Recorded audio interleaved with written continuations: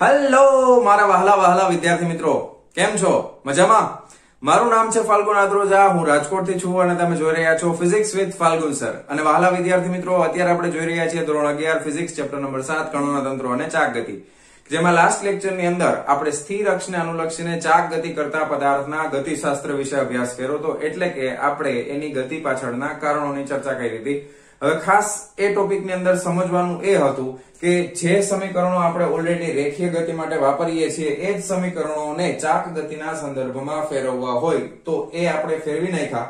પછી શું એ સમીકરણો ખરેખર સાચા છે કે ખોટા એ આપણે ચેક કર્યું હતું અને બધા જ સમીકરણો સાચા પડે છે, બરાબર. અને એના ઉપર આધારિત આપણે દાખલાઓ પણ ગણેલા હતા. અને આજે આપણે શરૂ કરવા જઈ રહ્યા છીએ એના પછીનો ટોપિક કે જેનું નામ છે સ્થિર અક્ષને અનુલક્ષીને ચાક ગતિના કિસ્સામાં કોણીય વેગમાન.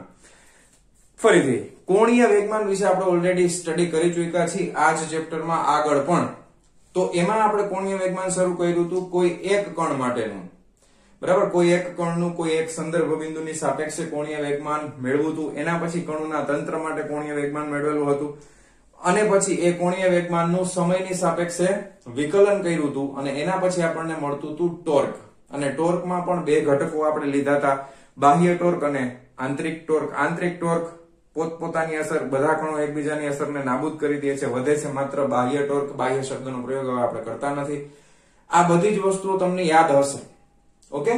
તો એમાં અને આ થિયરીમાં શું ફેર છે પ્રશ્ન એ થાય તો કે એટલી બધી રામાયણ કર્યા પછી વળી પાછું આ શું કામ ભણવાનું, બરાબર. પ્રશ્ન એવો આવીને ઉભો રહે. તો અહીંયા આગળ આપણે આખા દ્રઢ પદાર્થનું કોઈ એક સ્થિર અક્ષને અનુલક્ષીને કોણીય વેગમાન મેળવવાના છે, આખા દ્રઢ પદાર્થનું, બરાબર છે. હવે કન્સેપ્ટ એનો એ જ કન્સેપ્ટ છે, એની એ જ વસ્તુઓ છે, પણ થોડીક અલગ રીતે આપણે આને જોવાના છીએ. તો કેવી રીતે જોવાના છીએ ચાલો શરૂ કરીએ. તો સૌથી પહેલા આપણને જૂનો કન્સેપ્ટ યાદ હોવો જોઈએ. જૂના કન્સેપ્ટની અંદર દાખલા તરીકે કોઈ એક કણનું એક બિંદુની સાપેક્ષે કોણીય વેગમાન નું સૂત્ર શું હતું? એ સૂત્ર હતું, આ સ્ટેપ બાય સ્ટેપ થિયરી યાદ રાખજો. સમીકરણ હતું L બરાબર R ક્રોસ P. ઓકે, કોઈ એક કણ માટે કોઈ એક બિંદુની સાપેક્ષે કોણીય વેગમાનનું સમીકરણ આ હતું, L બરાબર R ક્રોસ P. કોણીય વેગમાન સદિશ રાશિ છે. આ P એટલે વેગમાન છે અને રેખીય વેગમાન. R છે એ સ્થાન સદિશ છે અને L છે એ કોણીય વેગમાન છે. એના પછી આપણે કણોના તંત્ર માટે, એટલે અહીંયા આગળ આપણે જ્યારે દ્રઢ પદાર્થની ચર્ચા કરવાના છે સ્થિર અક્ષને અનુલક્ષીને, તો આની અંદર તો ઘણા બધા કણો આવેલા હશે. તો ફાઇનલી આપણને કણોના તંત્ર માટેનું કુલ કોણીય વેગમાનનું સમીકરણ પણ યાદ હોવું જોઈએ. તો કુલ કોણીય વેગમાનનું સમીકરણ શું હતું? તો કે L સદિશ બરાબર સિગ્મા I બરાબર 1 થી લઈ અને n નંબર ઓફ કણ માટે Ri બરાબર I માં કણ ગુણ્યા Pi I માં કણનું રેખીય વેગમાન, બંનેનો ક્રોસ ગુણાકાર એટલે કે બંનેનો સદિશ ગુણાકાર. તો આ સમીકરણ આપણે મેળવેલું હતું, યાદ છે, બરાબર. હવે આ થિયરીમાં આપણે શરૂઆત છે ને એક કણથી કરશું, પણ દ્રઢ પદાર્થ આખો હશે અને એના માટે ફરી પાછી આપણે એક આકૃતિની જરૂર પડશે, જે આકૃતિ ઓલરેડી આપણે પહેલેથી દોરતા આવ્યા છીએ. જ્યારે આપણે ચાક ગતિને સમજવાનો પ્રયત્ન કર્યો હતો ત્યારે જે આકૃતિ દોરેલી હતી એમાંથી એક કટકો હું તમને સમજાવું છું. એ કટકો તમને યાદ જ હશે, ફરી પાછો એકવાર જોઈ લો. દાખલા તરીકે અહીંયા આગળ આ કોઈ અક્ષ છે. હવે આ સંદર્ભ બિંદુ અહીંયા છે O, ઓકે, અને અહીંયા આગળ કેન્દ્ર છે C, અને આ C કેન્દ્રને અનુલક્ષીને એક પદાર્થ એટલે કે દ્રઢ પદાર્થનો કોઈ એક કણ આપણે લેશું અને એ કણ છે એ વર્તુળ માર્ગે ગતિ કરે છે. ધારો કે એ કણ છે એ વર્તુળ માર્ગે ગતિ કરે છે આ રીતે, બરાબર. કોઈ એક કણ વર્તુળ માર્ગે ગતિ કરે છે, ઓકે. આ એકદમ સેન્ટરમાં છે, ઉધારી લેજો. કદાચ થોડુંક ચાલો પાછું સરખું કરી નાખીએ. હવે હા, સમજી ગયા, સેન્ટરમાં છે, સમજાઈ ગયું ને ભાઈ? રેડી? હા, બરાબર. આ રીતે. હવે આમાં આપણને ઓલરેડી ખબર છે કે અહીંયા આગળ એક કણ હતો, બરાબર, તમને યાદ જ હશે. પણ પાછું ધારો કે અહીંયા આગળ એક કણ આપણે લીધો હતો P નામનો, ઓકે. હવે P નામનો કણ આપણે લઈએ છીએ તો O થી C આ એક સદિશ છે. આ આગળની થિયરીમાં પણ આપણે જોયું હતું. આ C થી P પણ એક સદિશ છે અને પરિણામી સદિશ છે અહીંયા છે, ઓકે. હા, હવે આ જે સદિશ છે એ કયું છે? તો કે આ સ્થાન સદિશ R છે. C થી P વચ્ચેનું આ સ્થાન સદિશ છે એ પરપેન્ડિક્યુલર, ઓકે, કે લંબ ઘટક છે, બરાબર. સ્થાન સદિશનો આ કેવો ઘટક છે? લંબ ઘટક. હવે આપણા માટે આ અક્ષ સ્થિર અક્ષ કઈ છે? તો કે આ ઓસી રેખા જે છે ને એના ઉપર જ આપણી અક્ષ આવેલી છે અને એને આપણે z અક્ષ તરીકે પસંદ કરેલી છે, બરાબર, આ સીધી રેખા છે એવું સમજજો. ઓકે, તો આ z અક્ષ તરીકે આપણે પસંદ કરેલી છે અને અહીંયાથી કોણ છે ઈ આ માર્ગે આ એરો કરી દેવાનો, એટલે આ માર્ગે ગતિ કરે છે. રેડી, એટલે અહીંયાથી પણ કરી દઉં તો આ માર્ગે. હવે આ એક દ્રઢ પદાર્થ આખો છે, એમાંથી મેં એક કણ ખાલી બતાવ્યો છે અને એ કણની આપણે ચર્ચા કરી અને પછી આખા દ્રઢ પદાર્થમાં શું થાય એ આપણે જોવાના છીએ. ખ્યાલ આવી ગયો? સમજ પડી ગઈ? ઓકે, આ આકૃતિથી તમે પરિચિત છો એટલે આના વિશે આપણે જાજી ચર્ચા કરતા નથી. હવે સ્ટેપ બાય સ્ટેપ બધું યાદ રાખજો, સ્ટેપ બાય સ્ટેપ યાદ રાખીએ આપણે. પહેલું સમીકરણ આ છે કણ માટેનું, r ક્રોસ p. હવે આગળની થિયરીમાં નામાં તફાવત આપણે જોવો પડશે ને, નકર તો તમને એમ થાય પરીક્ષામાં સાહેબ આ યાદ રાખવા જાય તો ઓલું મિક્સ થઈ જાય, ઓલું કરવા જાય તો આ મિક્સ થઈ જાય. તો યાદ રાખજો, એક કણ માટેની જે થિયરી હતી એમાં આ સમીકરણ પછી સીધું આપણે સમયની સાપેક્ષે વિકલન કરી દઈએ છીએ અને વિકલન માટે ગુણાકારનો નિયમ આપણે વાપરીએ છીએ. પહેલાનું વિકલન બીજું ઉભું રહેશે વત્તા બીજાનું વિકલન પહેલું ઉભું રહેશે. યાદ આવી ગયું? અહીંયા આપણે એવું કરવાના નથી, કારણ કે આ આખો દ્રઢ પદાર્થની આ અક્ષ છે અને ઉગમ બિંદુ અહીંયા છે. તો આપણે જ્યારે પણ આ r લઈએ ત્યારે આપણે સ્થાન સદિશ r લેવું પડશે. તો હવે આ સમીકરણ ઉપરથી આગળ વધીએ છીએ તો ધ્યાન આપજો, આના પછીનું નેક્સ્ટ સ્ટેપ શું હશે તો કે આ r સ્થાન સદિશ છે એના બરાબર હું લખી શકું છું OP. તો અહીં આકૃતિ પરથી તમે શું કહી શકો કે OP સદિશ છે એ કેનું બનેલું છે તો કે OP સદિશ છે એ પરિણામી સદિશ છે OC વત્તા CP નું. તો OC સદિશ વત્તા CP સદિશ. ખ્યાલ આવી ગયો? અને આપણને બીજું ખબર છે કે રેખીય વેગમાન p બરાબર શું થાય તો કે રેખીય વેગમાન p બરાબર m * v થાય ને, m * v. હવે વેગની દિશા ક્યાં હોય? વર્તુળને દોરેલા સ્પર્શકની દિશામાં. આ p બિંદુ પાસે મારે વેગની દિશા જોઈએ છે, કણના વેગની. કયા વેગની? રેખીય વેગની. તમે સમજો કે આ તકતી જેવું છે ને તમારી સામે છે xz અને p બિંદુ xz અહીંયા છે, તો પુસ્તકના પાનામાં આમ ફરે એટલે પુસ્તકના પાનામાં અંદરની દિશામાં સ્પર્શક આવે. ખ્યાલ આવ્યો? ઓકે, તો p બિંદુ પાસે વેગની દિશા છે એ પુસ્તકના પાનામાં અંદરની દિશામાં છે, અહીંયા. ખ્યાલ આવી ગયો? પુસ્તકના પાનામાં અંદરની દિશામાં છે. હું હવે આમાં 3D માં દોરી ન શકું, પણ તમે સમજી જાઓ કે પુસ્તકના પાનામાં અંદર તરફ છે.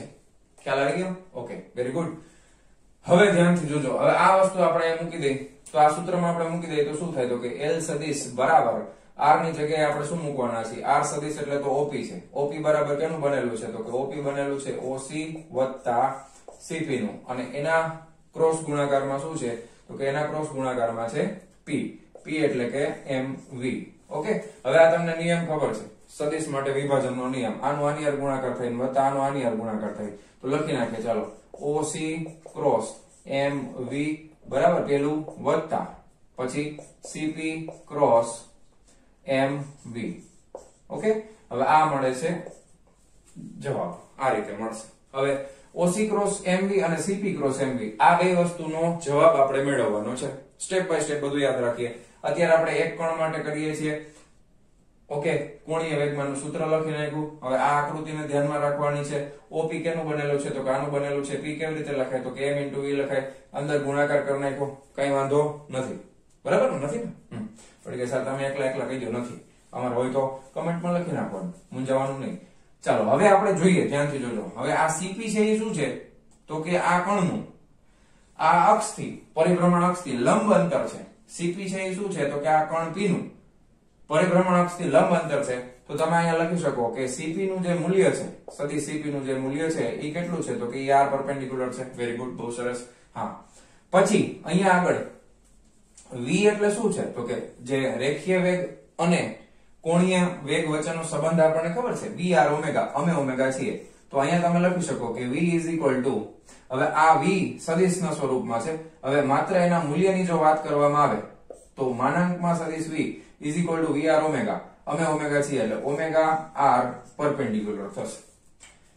બરાબર, ઓમેગા એટલે કોણીય વેગ અને r એટલે લંબ અંતર, એટલે આ થશે. ખ્યાલ આવ્યો? હવે આની કિંમત છે આમાં આપણે ખાલી મૂકીએ છીએ. અત્યારે આ સમીકરણમાં આપણે મૂકી દઈએ તો આપણે અહીંયા બે વસ્તુ જોવાની છે, એક આ જોવાનું છે ને એક આ જોવાનું છે. બરાબર, ચાલો.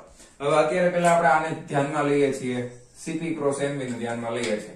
ઓકે, હવે CP ક્રોસ mv ને આપણે ધ્યાનમાં લઈએ તો લખવું હોય તો કેવી રીતે લખી શકાય તો કે હું અહીંયા લખું છું જો અલગથી, CP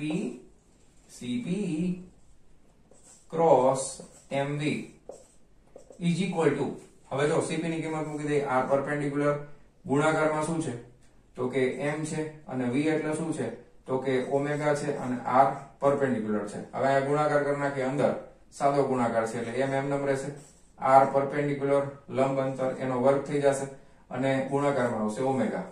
ઓકે, હા, બહુ સરસ.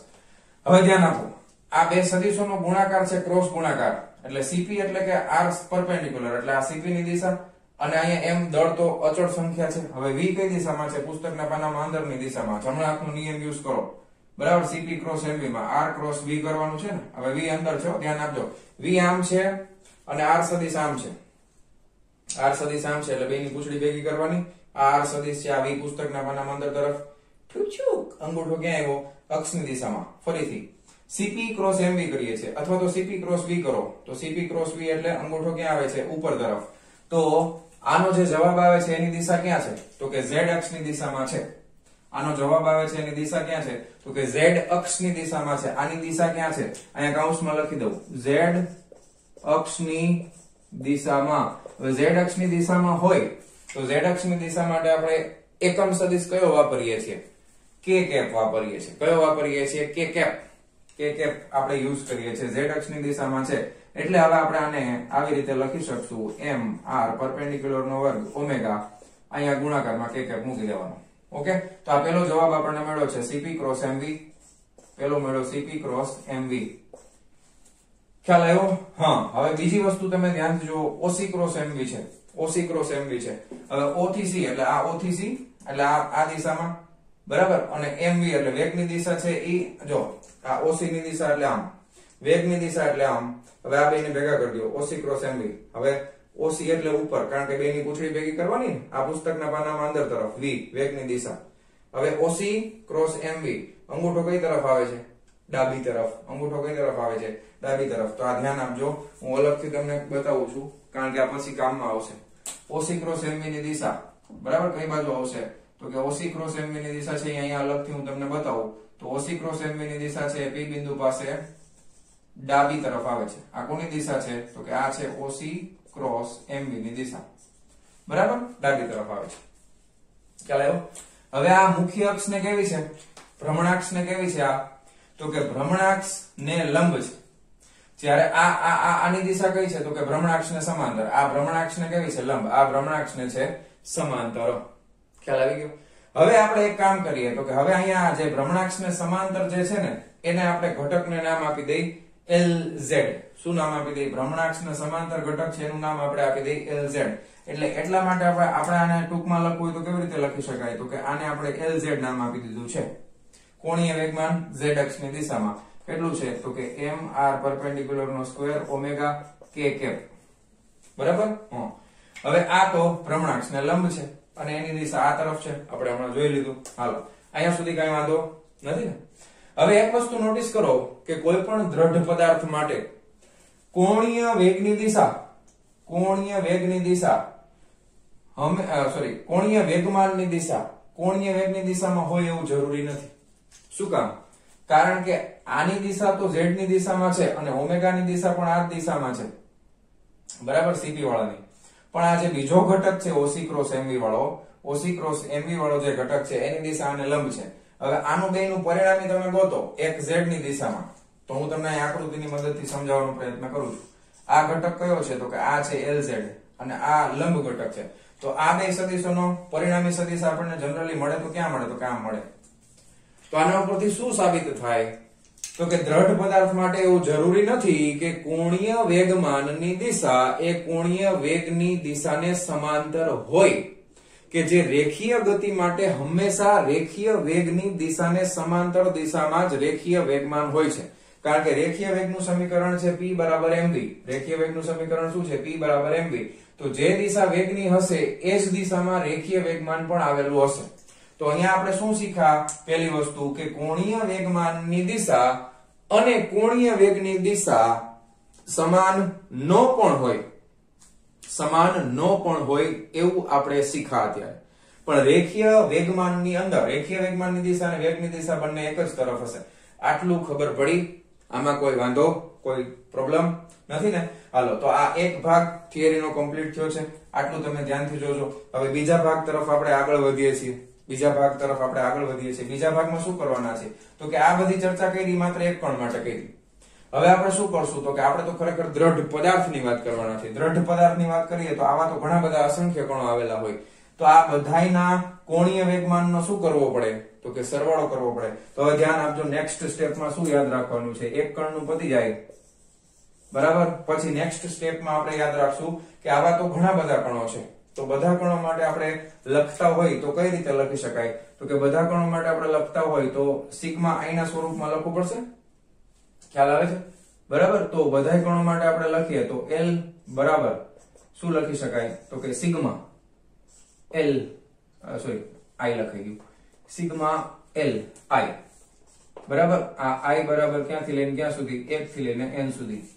હવે આ Li છે, I નંબરનો કોણ, તો એના માટે Li કેવી રીતે લખી શકાય તો કે Z નંબરના કોણ માટે લખી શકાય. હવે અહીંયા બે ઘટકો છે તો અહીંયા આગળ સરવાળામાં પણ બે ઘટકો આવશે, સિગ્મા I બરાબર 1 થી લઈને n સુધી. Li કેનો બનેલો છે તો કે એક Lz નો બનેલો છે બરાબર, તો એક આવશે Lz બરાબર, ખ્યાલ આવ્યો, એક Lz, પણ એમાં પણ I ઘટક લેશું, Lzi વત્તા બીજો ઘટક કયો છે તો કે બીજો ઘટક તો જો આ લંબ વાળો છે, OC ક્રોસ MB બરાબર, તો OCI ક્રોસ MIVI બરાબર, આ રીતે આપણે લખશું. અને આ સિગ્મા છે એ બેને લાગુ પડશે, એટલે કુલ કોણીય વેગમાન, તંત્રનું કુલ કોણીય વેગમાન કેટલું થશે તો કે આનો સરવાળો સિગ્મા I બરાબર 1 થી લઈને n સુધી LIZ બરાબર, LIZ, I પહેલા લખવાનું, Z પછી લખવાનું, I માં નંબરનો કોણ છે ને Z દિશામાં, LIZ રેડી. આ પ્લસ બીજું શું થશે તો કે બીજું થઈ જશે સિગ્મા I બરાબર 1 થી લઈને n સુધી, અહીંયા કૌંસમાં લખી નાખીએ OCI ક્રોસ MIVI રેડી.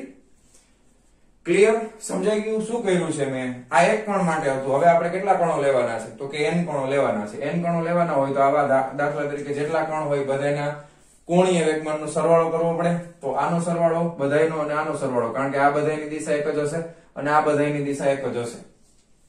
ખ્યાલ આવી ગયો તમને, કોઈ વાંધો કોઈ તકલીફ નથી ને. હવે ધ્યાનથી જોજો, હવે અહીંયા આગળ આ OCI એટલે શું દર્શાવવામાં, CI એટલે શું છે તો કે જે બિંદુને અનુલક્ષીને કોણ પરિભ્રમણ કરતો હોય એ બિંદુનું નામ છે CI. દાખલા તરીકે કોક કોણ અહીંયા છે તો CI એનું અહીંયા હશે, કોક કોણ અહીંયા છે તો એનું CI અહીંયા હોય, કોક કોણ અહીંયા છે તો એનું CI અહીંયા હોય, બધા કોણ માટે અલગ અલગ. MI એટલે I માં કોણનું દળ અને VI એટલે I માં કોણનો રેખીય વેગ છે બરાબર. હવે આ ઘટકોની દિશા હંમેશા કેવી હોય છે તો કે આ ઘટકોની દિશા તો હંમેશા લંબ હોય છે, અને આ બધા ઘટકોની દિશા કેવી હશે તો કે આ બધા ઘટકોની દિશા તો Z અક્ષને સમાંતર હશે. જોયું ને આપણે, આ બધા ઘટકોની દિશા કેવી છે તો કે Z અક્ષને સમાંતર છે, Z અક્ષને સમાંતર છે. હવે આ બેને અલગ અલગ સાદુરૂપ આપીએ. પહેલા માટે આપણે Z અક્ષને જે સમાંતર છે એને આપણે નામ આપી દઈએ LZ સદિશ. આને LZ સદિશ નામ આપી દઈએ કારણ કે Z અક્ષને સમાંતર છે. કયા તો કે સિગ્મા I બરાબર 1 થી લઈને n સુધી બરાબર. L આ L છે, I નો લખાઈ જાય સોરી, LIZ બરાબર સદિશ. ઓકે, હવે આ LIZ માટે આપણે શું લખી શકાય તો કે LIZ માટે જો હવે હું સમીકરણ લખું છું, ધ્યાનથી જોજો. સિગ્મા I બરાબર 1 થી લઈને n.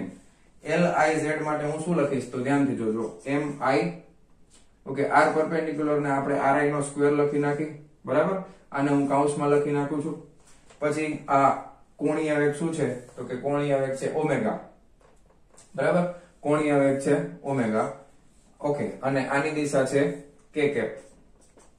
હવે ઓમેગામાં મેં કેમ I નો કર્યું તો કે બધા કણો એક સરખી ચાક ગતિ કરતા હોય ને, બધા કણોનો કોણીય વેગ ઓમેગા તો કેવો રહેવાનો છે તો કે અચળ જ હશે બરાબર, એટલે ઓમેગામાં I કરવાની જરૂર નથી. હવે તમે આનાથી તો પરિચિત છો, જો ભાઈ આના બરાબર તો શું થાય ભાઈ, આના બરાબર તો જડત્વની ચાક માત્રા થાય છે. શું થાય છે, આના બરાબર તો જડત્વની ચાક માત્રા થાય છે. યાદ આવ્યું ને, જડત્વની ચાક માત્રાનું સમીકરણ સિગ્મા I બરાબર 1 થી લઈને n સુધી MI ri નો square. Okay, is very good. તો આના બરાબર આપણે લખી શકીએ I ઓમેગા k કેપ. આ કયો ઘટક મેળવો, Z અક્ષને સમાંતર ઘટક બરાબર, Z અક્ષને સમાંતર ઘટક. આ ઘટકો કેવા છે તો કે આ Z અક્ષને લંબ ઘટકો છે. એ કેવા છે તો કે Z અક્ષને લંબ ઘટકો છે. એના માટે આપણે સંજ્ઞાનું નામ આપી દઈશું L પરપેન્ડિક્યુલર. સદિશ L પરપેન્ડિક્યુલર બરાબર શું થાય તો કે સિગ્મા I બરાબર 1 થી લઈને n સુધી, એમાં કઈ ફેરફાર નહીં થાય, OCI cross MIVI ready. OCI cross MI VI. Ready? ખબર પડી ગઈ? કોઈ વાંધો નથી ને? હવે આ રીતે આપણે એને દર્શાવવાનું છે. અહીંયા સુધી ક્લિયર? કોઈ વાંધો? હવે બધા સ્ટેપ એકવાર જોઈ લ્યો, બરાબર? પછી હું વિડિયો પોઝ કરી અને આના પછીના સ્ટેપ સમજાવું છું. કારણ કે આમાં આખી થિયરી યાદ રાખવા માટે સ્ટેપ બાય સ્ટેપ યાદ રાખશો તો વધારે યાદ રહેશે. બાકી પછી તમે આડાવડું કરીને આવશો, કંઈક ને કંઈક લોચા લાપસી કરીને આવશો. બરાબર? હવે ફાઇનલી એક સ્ટેપ લખી જ નાખું છું. તો પરિણામી L છે આખા તંત્રનો, તો L બરાબર શું લખી શકાય? તો કે કેનો બનેલો છે? તો કે બેનો. એક LZ છે સદિશ અને બીજું કયું છે? તો કે L પરપેન્ડિક્યુલર છે. બે સદિશના સ્વરૂપમાં મેં લખી નાખ્યા. રેડી? કોઈ વાંધો નહીં ને? ચાલો હવે આટલું પેલા છાપી મારો step by step, video pause કરીને. ચાલો જવા દઉં છું. હા, ચાલો. એક વસ્તુ કહેવાની છે કે અહીંયા આગળ તમે OC છે એ સદિશના સ્વરૂપમાં છે, VI છે એ પણ સદિશના સ્વરૂપમાં છે. ટેક્સ્ટ બુકમાં અમુક ઘાટા કરેલા છે, આછા કરેલા છે, એમાં તમને કન્ફ્યુઝન થાય તો અહીંયા આગળ ધ્યાન રાખજો. અહીંયા છે ને ખાસ તમે સદિશની નિશાની કરી નાખજો, જે હું ભૂલી ગયો છું. તમારે સદિશ કરી નાખવાનું ખાલી V ઉપર અને OC ઉપર, V ઉપર અને OC. તો અહીંયા પણ તમે સદિશની નિશાની કરી નાખજો, કારણ કે એ સદિશ છે. બરાબર? OC એ સદિશ છે અને VI એ પણ સદિશ છે. રેડી? તો સદિશ ઉપર ખાસ સદિશની નિશાની ક્યાંય ભૂલાવી જોઈએ નહીં. ઓકે, ચાલો. સોરી ફોર મિસ્ટેક, પણ એક સુધારી નાખો અને હવે આપણે આગળ વધશું. બરાબર? ચાલો વિદ્યાર્થી મિત્રો, હવે આપણે થિયરીમાં આગળ વધીએ. હવે આપણને એક ફાઇનલ સમીકરણ મળે છે કે કણોના તંત્રનું કુલ કોણીય વેગમાન એ Z અક્ષ એટલે કે ભ્રમણાક્ષને સમાંતર કોણીય વેગમાન વત્તા ભ્રમણાક્ષને લંબ કોણીય વેગમાન આખા તંત્રના સરવાળા બરાબર હોય છે. ઓકે, હવે આપણે આપણા ચેપ્ટરની વાત કરીએ તો આ પ્રકરણની અંદર આપણે જેટલા પણ દ્રઢ પદાર્થોના ઉદાહરણ લીધા છે, જડત્વની ચાક માત્રા ગોતવા માટે જે તમે યાદ રાખેલા છે, પાકા કરેલા છે, એની વાત કરું છું. તો એ બધા મોટા ભાગના પદાર્થો છે એ સમમિતિ ધરાવતા પદાર્થો કહેવાય. સમમિતિ ધરાવતાનો મતલબ શું થાય? દાખલા તરીકે આપણે એક વર્તુળાકાર તકતી લઈ લો અથવા રિંગ લઈ લો. અત્યારે આપણે ઉધારી લઈએ કે આ કોઈ એક વર્તુળાકાર રિંગ છે, તો એનું અક્ષ જે હોય, જે આમાંથી પસાર થતી હોય, ત્યાંથી આ રિંગના કોઈ પણ કોણ તમે લેશો તો એવો ને એવો કોણ તમને સામે મળી જશે. એટલે દ્રવ્યનું વિતરણ છે એ અક્ષથી સમાન રીતે થયેલું હોય. તકતી હશે તો તકતીમાં પણ દ્રવ્યનું વિતરણ સમાન રીતે થયેલું છે. મોટા ભાગના બધા જ પદાર્થો એવા છે કે જેમાં દ્રવ્યનું વિતરણ સમાન રીતે થયેલું હોય. બરાબર છે? તો શું થાય?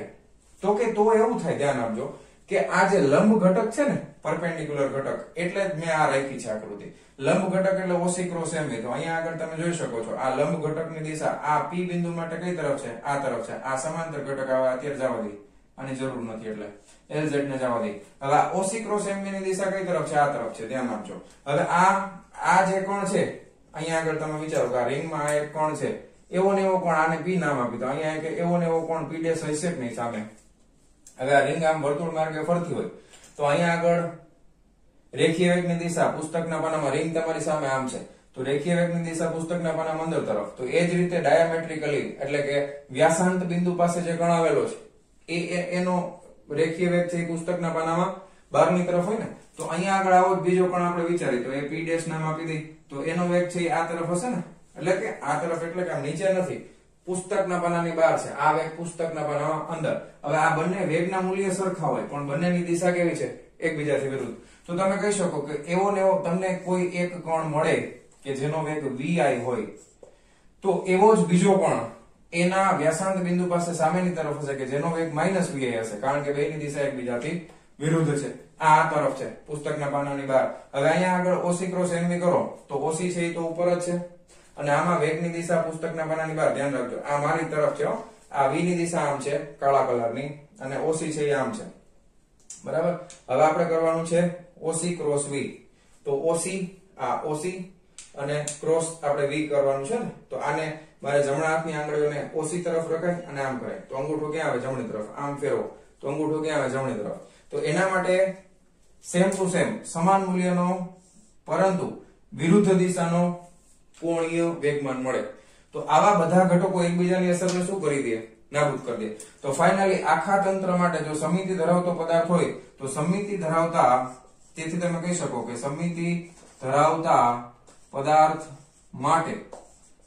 માટે L પરપેન્ડિક્યુલર કુલ L પરપેન્ડિક્યુલર બરાબર શું થઈ જશે? 0. કારણ કે આવા બધા કણો છે એ એકબીજાની અસરને શું કરી દે? નાબૂદ. જો આ સમાન મૂલ્યનું વિરુદ્ધ દિશામાં છે, એક ડાબી બાજુ એક જમણી બાજુ, બધા એકબીજાની અસરને શું કરી દે, નાબૂદ. હવે આપણે જે કોષ્ટક જોયેલું છે એમાં મોટા ભાગના સમિતિ વાળા છે. હવે તમને એમ પૂછ્યું છે કયો ટેક્સ્ટ બુકમાં વાંચશો કે કહેશે કે કયો છે એવો પદાર્થ કે જે સમિતિમાં ન હોય. તો પેલી નજરે જોવા જાય કોઈ એવું દેખાતું નથી, પણ એક ઉદાહરણ તમને આપું. દાખલા તરીકે સળિયા માટે આપણને ખબર છે, ધારો કે એલ લંબાઈનો સળિયો હોય, એ એલ લંબાઈના સળિયામાં મધ્ય બિંદુથી તમે એને આ અક્ષને અનુલક્ષીને ગોળ ફેરવો, બરાબર, તો જેટલું દળ આ બાજુ હશે એટલું જ આ બાજુ હશે, કઈ વાંધો નથી. પણ તમે આ સિવાય આના સિવાયની કોઈ પણ અક્ષ તમે લઈ લેશો ને તો આ સમિતિમાં નહીં હોય, વિખાઈ જાય, બરાબર. અક્ષ બદલાઈ નાખો. તમને ખબર છે કે કોઈ અહીંયાથી તમે અક્ષ લઈ લેશો તો એનું સમીકરણ બદલાઈ જાય છે, ઝડપની ચાક માત્રાનું, બરાબર. તો એના માટે એલ બદલાઈ જાય. શું કામ? કારણ કે અહીંયા આગળ તમે એલ જમણી બાજુ તો દળ છે, અહીંયા ડાબી બાજુ તો કઈ છે જ નહીં. તો એના માટે LZ જે સોરી L પરપેન્ડિક્યુલર છે એ 0 નહીં થાય. ખ્યાલ આવે તમને? ઓકે, કન્સેપ્ટ સમજાણો. L પરપેન્ડિક્યુલર એના માટે 0 થશે નહીં, કારણ કે આમાં ડાબી બાજુ કઈ દળ જ નથી, જમણી બાજુ જ બધું દળ લઈ લીધું તમે. અને કદાચ તમે આ બિંદુને આ બાજુ ખસેડી નાખો તો આટલો ભાગ આટલો કેન્સલ કરી નાખો તો બાકીનું દળ વધે, એનું શું કરવાનું? તો એના માટે તમને L પરપેન્ડિક્યુલર મળશે. તો સમિતિ ધરાવતા ન હોય એવા પદાર્થો માટે L પરપેન્ડિક્યુલર છે એ 0 નહીં થાય, બરાબર. આ કન્સેપ્ટને આપણે ધ્યાનમાં રાખશું, બરાબર. હવે જૂની થિયરીમાં કરતા હતા એ પ્રમાણે જ કરવાનું છે. શું કરવાનું છે? તો કે કોણીય વેગમાન નું સમયની સાપેક્ષે વિકલન કરવાનું છે. હવે આપણી પાસે બે સમીકરણો છે. હવે ટેક્સ્ટ બુકમાં થોડુંક આડાઅવળું લખ્યું પણ હું તમને આખે આખું કહી દઉં. આ આખા સમીકરણનું તમે સમયની સાપેક્ષે વિકલન કરો, ચાલો, બરાબર. તો શું મળે? તો કે અહીંયા લખી શકાય dl by dt is equal to આ બાજુ પણ વિકલન કરવું પડશે, dlz by dt, અને આ plus dlt dl perpendicular by dt. Okay, હવે આનો જવાબ મેળવવાનો પ્રયત્ન કરીએ આપણે. તો હવે આપણને ખબર છે કે આખા કોણોના તંત્ર માટે ઓલરેડી આપણે આ સમીકરણ આગળ જોઈ લીધું છે કે dl by dt હોય તો એના બરાબર t external થી ટેક્સ્ટ બુકમાં જોઈ લેજો. આ સમીકરણ આગળ આપણે સાબિત કરી ચૂક્યા છીએ. હવે આ કેના માટે હતું? તો કે આ સમીકરણ કોને લાગુ પાડી શકાય? તો કે અહીંયા આગળ જે ટોર્ક લાગશે તો એ ટોર્કની દિશા છે એ આ જે z એટલે કે અક્ષને સમાંતર છે એના માટે ટોર્કની દિશા છે એ z અક્ષની દિશામાં છે. જો z અક્ષની દિશામાં જ ટોર્ક ટાઉની દિશા પણ રહેલી છે, ટાઉની દિશા પણ ઉપર તરફ જ છે, એટલે z અક્ષને સમાંતર જ રહેલી છે. પણ કેવા ઘટકો માટે? તો કે એ ઘટકો છે એ અક્ષને સમાંતર ઘટકો માટેની વાત છે. ખ્યાલ આવ્યો? તો આ સમીકરણ છે તમે કોને લાગુ પાડી શકો? તો કે ભાઈ આ સમીકરણ છે એ સમાંતરને લાગુ પાડી શકાય. આ સમીકરણ છે કોને લાગુ પાડી શકાય? તો કે સમાંતરને લાગુ પાડી શકાય. સમાંતરને લાગુ પાડી શકાય તો તમે ટોર્ક છે એ પણ કઈ દિશામાં છે? તો z દિશામાં. તો એના માટે તમે જવાબ આવી રીતે લખી શકો, dlz by dt is equal to tau, બરાબર. અને અહીંયા તમારે લખવું પડે કે કેપ. ખ્યાલ આવી ગયો? કારણ કે એની દિશા કઈ છે? z અક્ષની દિશામાં છે ને, z અક્ષને સમાંતર છે. તો આના માટે ટોર્ક મળશે tau k કેપ, કારણ કે એની દિશા z અક્ષની દિશામાં છે, એટલા માટે આપણે k કેપ વડે દર્શાવેલું છે. ઓકે, અથવા ખાલી tau k કેપ કરો તો પણ ચાલશે. રેડી? અહીંયા તમે k કેપ કર્યો છે એટલે આ ઉપર સદિશ કરવાની જરૂર નથી. તો આ ટોર્ક છે એ tau k કેપ લખી શકાય આના માટે. હવે વાત આવી આની, તો તમને ખબર છે કે આપણે પહેલેથી જ આમાં લખ્યું છો સ્થિર અક્ષને અનુલક્ષીને ચાક ગતિ. તો અક્ષ સ્થિર જ છે ભાઈ, અક્ષ આમથી આમ થતી નથી. જો અક્ષ આમથી આમ ન થતી હોય તો ટોર્ક આખા દ્રઢ પદાર્થનો ટોર્ક ઉપર તરફ જ છે, આ તરફે નથી, આ તરફે નથી, કાંઈ નથી. તો એના માટે તમે એવું કહી શકો કે ભાઈ, તેથી જ આપણે એવું કહી શકાય કે dl લંબ ઘટક છે એનું જો સમયની સાપેક્ષે વિકલન કરવામાં આવે તો જવાબ આવે 0, બરાબર. કારણ કે બીજો કોઈ ટોર્ક છે જ નહીં, z અક્ષની દિશા સિવાય બીજો કોઈ ટોર્ક જ નથી. તો આના માટે ટોર્કનો જવાબ શું આવે? 0. આનો ટોર્ક તો 0 થાય, બાકી આ ટોર્ક છે. તો હવે આવું મળે એના ઉપરથી શું કહી શકાય કે દ્રઢ પદાર્થના ભ્રમણાક્ષ ને લંબ કોણીય વેગમાન નો ઘટક અચળ હશે, કારણ કે અચળ સંખ્યાનું વિકલન 0 થાય. તો આના માટે આપણે એવું કહી શકાય કે લંબ ઘટકો છે, બરાબર, એ અચળ હશે. શું હશે? અચળ હશે. ખ્યાલ આવી ગયો કે નહીં? ખ્યાલ આવ્યો કે ન ખ્યાલ આવ્યો? બરાબર, રેડી? કોઈ વાંધો નથી ને? હવે એક આગળ વધીએ તો કે ભાઈ અહીંયા dlz by dt આ કેના ઉપરથી લેવા? તો કે આ છે ને આપણે આના ઉપરથી લેવા, આ આપણે ઓલરેડી જાણતા હતા. પણ હવે આપણી પાસે lz ની કિંમત એ છે તો એનું વિકલન કરો ને ભાઈ, ખાલી એકલા થોડું હાલે. તો dlz by dt is equal two, હવે અહીંયા હું કિંમત મૂકું છું d બાય dt. અહીંયા શું છે તો કે I ઓમેગા અને આ k કેપ છે. હવે k I એટલે શું થાય? જડત્વની ચાક માત્રા. દળ અચળ હોય તો જડત્વની ચાક માત્રા પણ અચળ જ છે. તો વિકલન ખાલી કોનું થશે? ઓમેગા નું થશે. તો I બહાર નીકળી જશે, આ આવશે d omega by dt. Omega સદિશના સ્વરૂપમાં છે, પણ અહીંયા k કેપ આપણે લખી નાખ્યું છે એટલે સદિશ નો રાખો તો વાંધો નહીં, બરાબર. d ઓમેગા બાય dt અને અહીંયા k કેપ રાખવાનું. હવે d ઓમેગા બાય dt તમને ખબર છે શું થાય? કોણીય પ્રવેગ. તો આનો જવાબ આવશે I આલ્ફા, બરાબર. આનો જવાબ શું આવશે? I ઇન્ટુ આલ્ફા, બરાબર. અને એના બરાબર તો શું થાય છે તો કે ટોર્ક થાય છે. dl બાય dt એના બરાબર તો શું થાય છે? ટોર્ક થાય છે. તો અહીંયા તમે લખી શકો ટાઉ, ઓકે. અને અહીંયા છે k કેપ, અહીંયા પણ k કેપ જ છે, બરાબર. તો ફાઇનલી આપણને સૂત્ર મળે છે tau is equal to I into alpha. Tau is equal to I into alpha, ટોર્કનું સમીકરણ. હવે આ સમીકરણ કોને સમતુલ્ય છે? તો કે આ સમીકરણ આને સમતુલ્ય છે, જે આપણે ઓલરેડી પહેલા સાબિત કરી ચૂક્યા છીએ. F બરાબર માં બળને સમતુલ્ય છે એ ટોર્ક છે, અને રેખીય પ્રવેગને સમતુલ્ય છે એ કોણીય પ્રવેગ છે, બરાબર. હવે આને તમે સદિશના સ્વરૂપમાં પણ લખી નાખો, કઈ વાંધો નથી, બરાબર. અહીંયા ટોર્કમાં ઉપર સદિશ કરી નાખો, ઓકે. રેડી? કઈ દિશાનો ઘટક છે? આ z અક્ષ પરનો ઘટક છે. થઈ ગયું સાબિત? ઓકે. હવે ખાસ ધ્યાન આપજો, આ dlt બાય dt બરાબર ખાલી આ એક જ ઘટક છે, આ ઘટક તો નથી, બરાબર. આના બરાબર તો 0 છે, એટલે જે જવાબ આનો આવશે એ જ જવાબ આનો આવશે. તો આખા દ્રઢ પદાર્થના કોણીય વેગમાનનું સમયની સાપેક્ષે વિકલન શું આપે છે? ટોર્ક આપે છે, અને એના બરાબર થાય છે આ I આલ્ફા, જે આપણે ઓલરેડી સાબિત કરી ચૂક્યા છીએ. રેડી? તો મેં જે પ્રમાણે તમને સ્ટેપ શીખવાડેલા છે એ સ્ટેપ પ્રમાણે જ આગળ વધવાનું છે. ફટાફટ આ થિયરી જેવી પૂરી થાય. અત્યારે વિડિયો પૂરો થઈ ગયો છે, આના માટે હજી આગળ એક વસ્તુ જોવાની છે. પણ પહેલા ઈ વસ્તુ ચાલુ કરતા પહેલા વિડિયો પોઝ કરી અને પહેલા ટેક્સ્ટ બુકમાં જે થિયરી આપેલી છે એ ફટાફટ એકદમ ફૂલ કોન્સન્ટ્રેશન થી વાંચી લો અને સ્ટેપ બધા યાદ રાખી લો, બરાબર. અને પછી આપણે જોવાના છીએ વેગમાનના સંરક્ષણનો નિયમ. ચાલો, તો આટલું લખી નાખો વિડિયો પોઝ કરીને. ચાલો, જવા દઉં છું. હા, ચાલો વિદ્યાર્થી મિત્રો, હવે આપણે જોવાના છીએ નેક્સ્ટ ટોપિક કે જેનું નામ છે કોણીય વેગમાનનું સંરક્ષણ. આ કોણીય વેગમાનનું સંરક્ષણ એટલે કયું? તો કે સ્થિર અક્ષને અનુલક્ષીને ચાક ગતિ કરતા દ્રઢ પદાર્થના કોણીય વેગમાનનું સંરક્ષણ. ઓકે. કોણીય વેગમાનના સંરક્ષણ માટે હમણાં જ આપણે થિયરી જોઈ, એટલે હવે આપણને બધું યાદ જ હોય કે દાખલા તરીકે dlz બાય dt બરાબર શું થાય છે તો કે એના બરાબર ટાઉ k કેપ થાય છે, બરાબર. એના બરાબર શું થાય છે તો કે ટાઉ k કેપ થાય છે. ટોર્ક લાગે છે z અક્ષને સમાંતર. પરંતુ આપણે આને બીજું આપણને ખબર છે કે lz બરાબર શું થાય? lz એટલે આ જે કોણીય વેગમાન છે z અક્ષને સમાંતર, એના બરાબર સમીકરણ શું થાય તો કે એના બરાબર સમીકરણ થાય છે I ઓમેગા. શું થાય છે તો કે I ઓમેગા, ઓકે. આ સદિશના સ્વરૂપમાં લખી નાખો. હવે બેની દિશા એક જ હોય એટલે સદિશના સ્વરૂપમાં ન લખો તો પણ ચાલશે, ઓકે. હવે આપણે એમ કહેવામાં આવે કે બાહ્ય ટોર્ક છે એ શૂન્ય છે. આ બાહ્ય ટોર્ક છે એ શૂન્ય છે, તો શૂન્ય વિકલનનો જવાબ 0 ક્યારે આવે? તો કે કોઈ અચળ સંખ્યાનું વિકલન થાય તો જ જવાબ શું આવે? 0 આવે. તેથી આપણે શું કહી શકાય? તેથી આપણે કહી શકાય કે ભાઈ lz બરાબર અચળ છે, અને એ અચળ હોય તો I ઓમેગા પણ શું થાય તો કે એ પણ અચળ થાય, ઓકે. હવે આ સિદ્ધાંતનો ઉપયોગ આપણે આપણા રોજિંદા જીવનમાં ઘણી બધી જગ્યાએ કરતા હોય છે.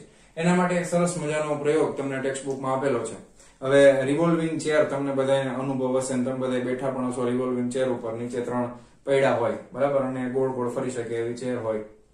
હવે તમારા પગ છે તમારે ક્યાં રાખવાના તો કે નીચે જમીનને અડાડી નહીં દેવાના, રિવોલ્વિંગ ચેર ઉપર રાખવાના, ઓકે. અને તમારા હાથને શરીરને હારે અડાડીને બેસી જવાનું. પછી તમારા મિત્રને કહેવાનું કે આ રિવોલ્વિંગ ચેરને ગોળ ગોળ ગોળ ગોળ ફેરવો, બરાબર. હવે પછી એને કહેવાનું મૂકી દો, એટલે પછી તમે અચળ કોણીય વેગની સાથે પડતા હશો ને. હવે આ પરિસ્થિતિમાં આપણે એક વસ્તુને ધ્યાનમાં લઈ ઘર્ષણને અવગણી નાખીએ છીએ. ચેરમાં ખરેખર ઘર્ષણ તો થતું હોય, પણ એ ઘર્ષણને આપણે અવગણી નાખીએ. અને બાહ્ય ટોર્ક, હવે તમારા મિત્રએ ફેરવવાનું બંધ કરી દીધું એટલે બાહ્ય બળ લાગતું નથી, એટલે બાહ્ય ટોર્ક શૂન્ય થઈ ગયું આ કેસની અંદર. હવે તમારે શું કરવાનું તો કે તમારા હાથ છે ને એને આમ ફેલાવી દેવાના, બરાબર છે. હાથ ફેલાવી દેશો, બરાબર, એટલે પછી શું થશે તો કે આખું આમ ફરશે ને. હાથને ફેલાવી દઈએ તો થાય શું? ખરેખર પ્રક્રિયા શું થાય તો કે આ જે જડત્વની ચાક માત્રા છે એનું સમીકરણ તમને ખબર છે, I બરાબર 1 થી લઈને n સુધી mi/ri નો સ્ક્વેર છે. રેડી? તો તમે જ્યારે હાથને ફેલાવો છો ત્યારે તમારા હાથનું જે દળ છે એની ત્રિજ્યા વધે છે, અને એ ત્રિજ્યાના વર્ગના સમપ્રમાણમાં છે. એટલે આમાં જો L અચળ હોય અને I વધે તો ઓટોમેટિક શું થાય, L અચળ હોય અને I વધે તો ઓમેગા ઘટે. ચાલે એવું? જડત્વની ચાક માત્રા વધે તો ઓમેગા શું થાય, ઘટે. તો એ તમે અનુભવ કરી શકશો, તમારો વેગ ઘટી જશે. પછી તમે જેવા આ હાથને પાછા આમ તમારા શરીરને નજીક લઈ આવશો ને એટલે વળી પાછો તમારો કોણીય વેગ છે વધી જશે અને I જે છે વળી પાછું શું થઈ જાય, ઘટી જશે. એટલે અહીંયા આપણે એક પરિસ્થિતિનો વિચાર કર્યો છે, ઘર્ષણને અવગણી લીધું છે. તો આ રોજિંદા જીવનમાં ઘટતી ઘટના છે અને આનો ઘણી બધી જગ્યાએ ઉપયોગ થાય છે. બરાબર? તમે બધા ઓલા સ્કેટિંગ કરતા હોય એવું જોયું હશે, બરફ ઉપર સ્કેટિંગ કરતા હોય એની અંદર એ ખબર છે આખું આખું આમ પેલા આમ હાથથી આમ ગોળ ફરે ને પછી બે હાથ આમ નજીક લઈને આમ એક પગ ઉપર ફરતા હોય.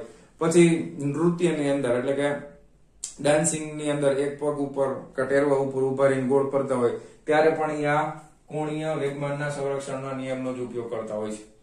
બરાબર? તો આ હતો આજનો ટોપિક, કોણીય વેગમાનનું સંરક્ષણ, જે રોજિંદા જીવનમાં ઘણી બધી જગ્યામાં ઉપયોગમાં આવે છે. ઓકે, તો ફટાફટ જેવું મેં સમજાવી દીધું ટેક્સ્ટ બુક માંથી વાંચી લેજો. ખાસ લખીને શું તૈયાર કરવાનું છે આના આગળનો ટોપિક. બરાબર છે? જે મેં આખી થિયરી તમને સમજાવી એ તમારે લખીને તૈયાર કરવાની છે. આ જસ્ટ ખાલી વાંચી લેશો તો પણ વાંધો આવશે નહીં. તો મારા વાલા વિદ્યાર્થી મિત્રો, આજનો આ લેક્ચર આપણે અહીંયા પૂરો કરીએ છીએ. મળીએ છીએ નેક્સ્ટ લેક્ચરમાં આના પછીના ટોપિકની સાથે. ત્યાં સુધી આવજો.